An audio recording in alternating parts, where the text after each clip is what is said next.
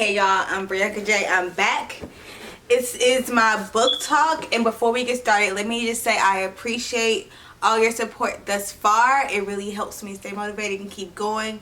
But I do have a goal, so you can help your girl out really easily and hit the subscribe button because I'm trying to get to 1,000 subscribers, and every single person out there matters, and I know you got my back. So either here nor over there, you're here to know what I'm reading this month.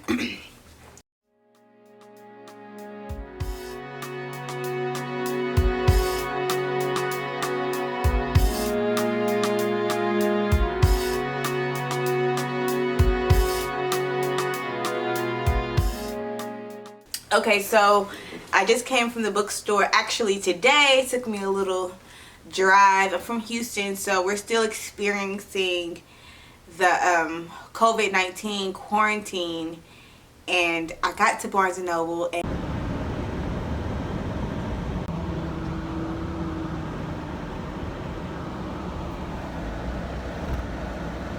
they may not be open, honestly. We're gonna see. We're gonna see. And they are still closed. Even though the city has chosen to reopen, they have, as a company, decided to close.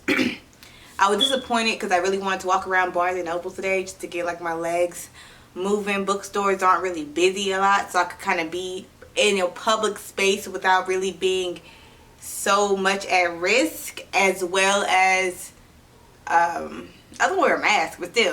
Anyway, Half Price Books was open, so I did go to the bookstore. Okay, well, yeah, here we are. So I went to Barnes & Noble and they're still closed, which I'm not mad. I get it. Social distancing isn't real. But I found that Half Price Bookstore is open, so hopefully they can fulfill my book list and I'm good. They said that they're open as long as I agree to wear my face mask. So I'm going to try to fulfill my book list for this month.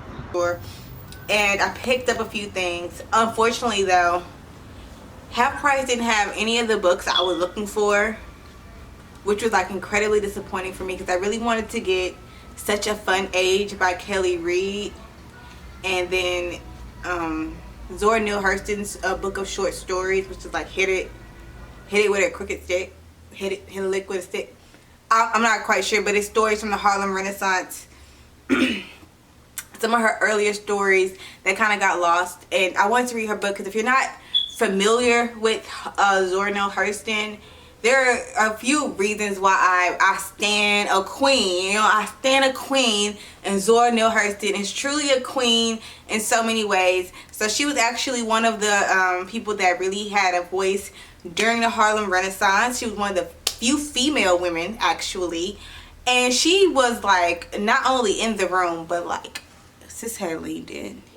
So she actually was on the side of like segregation. So when they were having the conversations of to segregate and desegregate, she chose that we should remain segregated. She felt like black communities needed to be segregated. We needed a space of our own. She argued that black people need a space of their own where their culture could truly flourish. And like, I think she's right in a lot of ways. Like, I think like black culture does deserve a space, a safe place where we can kind of just be and not have the pressure of assimilating so much. And but anyway, that was her argument. Of course, it was very much the opposite of what like major people were saying, like Richard Wright and Ellison, like not Ellison, I'm sorry, I won't even put his name in there, Langston Hughes. Like, they were upset that she made these comments, and she actually got blackballed for a while.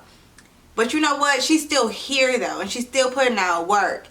And that's one of the reasons I mess with her. I support her because, one, she was not afraid to speak her piece, even if it was unpopular. She wasn't afraid to shake the cage. Two, because she is one of the original founding members of the Harlem Renaissance. And then three, because she loves African American culture so much, and when she writes about African American culture, she doesn't try to like romanticize it. She doesn't try to make it make it pretty or make it make sense. She just tells you what happened, and then she allows you as a reader to come to your own conclusions. And I simply love her for that. People do not like Their Eyes Are Watching God. I do. We can fight about it. It's whatever. it's whatever. I'm just saying. Anyway, and then Kelly Reid, I don't know, she's a bestseller author right now. She's new to the, well, she's not that new, but she's new to me. And Such a Fun Age is actually a book about, damn, I don't want to mess it up. It's a book about a black girl, like this intersectionality when race and class and everything meets. And so she has this very unfortunate moment with an authority figure. Shit gets heated, it gets recorded, and we pretty much catch up to the story from there. And like this like black girl magic in the age of the digital, and I don't know, I want to read it anyway. It wasn't available at half price, so I had to take my little self to Amazon, and I'll have Such a Fun Age tomorrow. Anyway, I did get some books. Yeah, I did, because I am that kind of person. I'm here and I'm gonna feed my addiction. So what I got? All right, I got Stephen King's The Institute. Someone told me you guys like when we switch up angles, so I'm switching up angles. Anyway, so I got Stephen King's The Institute. And now you can't see the book, right? Stephen King, The Institute, and it's my first Stephen King book, and I'm kind of excited. So far, all I know is it's a playground attached to a really weird, unfamiliar building, and I don't know, they're trying to see. So they said it almost looks like a prison exercise yard for kids between the ages of 6 and 16. That's kind of like the feel of this building. And anyway, I picked a Stephen King novel while I was there because I saw it on the best-selling list, and then I had read Stephen King on writing, and I felt so motivated after I read his book. It was so good. He was able to talk about writing in a way that made you comfortable, that allowed it to be allowed it to be fun. And guys, I just love the way he wrote about writing in a way that made me enjoy it. Like, it was so, like, how do I explain it? It was like talking with a friend, the way like he positioned the work. It wasn't pretentious, it wasn't obnoxious, it was very relatable. The everyday man can write this, and we had like a lot of parallels in our journey, and so I was really inspired by him. And so after reading that, I got to the bookstore today and I saw this one on the shelf, and I was like, it's coming home with me. I want to see his writing style. I want to like deconstruct it. So I'm going to probably tear this book to shreds with pen marks, because I'm going to deconstruct like his writing style and try to get down to why I love the way he structures his words and sentences as much as he does. Yeah, that's what I'm going to do with this. So the other book I purchased today was The Other Misses. It is actually going to be coming to Netflix soon, so I was like, well, that'll be fun. That'll be a fun thing to do. Sometimes I like to watch a movie and then watch the show and then get angry and pick apart the show and why it's not as good as the book. I don't know why I like to do that, but I like to do stuff like that. And so I was like, I'll go ahead and read this, so when the show comes out, I can like sit there and kind of pick things apart. If I like it, if I don't, you know, then I don't. But it's written by the same girl who made The Good Girl. And I don't think I read that. I didn't read that. I think it's on Netflix though, so maybe I should watch it. So if you guys are familiar with this particular author, let me know what you guys think of her.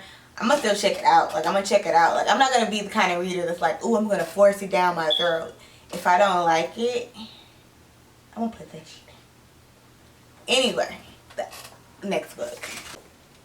The End and Other Beginnings. Can you see that damn light? Sorry. The End and Other Beginnings by Brianca Roth. It's stories from the future. So each story in Roth's timeless collection, like all great science fiction, is about humanity, how technology can transform our relationships with each other, how it can highlight love and joy and grief, and the delicate web of all that makes us human. Okay. I've been really into short stories. Like, I don't know about you guys, but it's something I love about just sitting down and like reading something start to finish. And I actually write short stories too, so I like to see different craft and style and stuff like that. So I did pick up Veronica Ross. Of course, she wrote the Divergent Allegiant series, and then I liked it. Other than the last one. I wasn't feeling the last one. That's, y'all feel that way too, right? Anyway, it's actually a signed first edition, so I didn't know that when I got it, but it was pretty cool that, oh, can you see it? There we go. A signed first edition for Veronica Ross. So I thought that was pretty awesome. Shit, forged my name up here, but like, see the Brianca, the greatest American. Lame, I know, I'm sorry. Then, next piece I picked up was Nikkki Giovanni's A Good Cry. It wasn't on the new bestseller list, but it was right there in front of me. It was Nikkki Giovanni. The title was good. Like, what more do I need? I could just put this on my coffee table and just look, you know, very, what's the word? Woke. Can I look woke? Give me woke. No, but I just want to get it. So it's not like something you read at home. It's just like a little plays and haikus. I think a few essays are in here, and I just think, I know this is weird, but I might put it in the bathroom. Like, I think this would be something cute for the bathroom. Like, it has a poem here. When the man in the moon smiles, the men on Mars dance to the shadows of lonely love, of lonely, lonely, lonely love. It's a haiku for Mars in the book. But I think it'll be something cute for like the guest bathroom or the living room. You can tell me where it goes. I'll let you know. I don't know. I like to read in the bathroom. And sometimes I don't like to have my phone out. Sometimes. And then the last thing I picked up today was actually Poet X.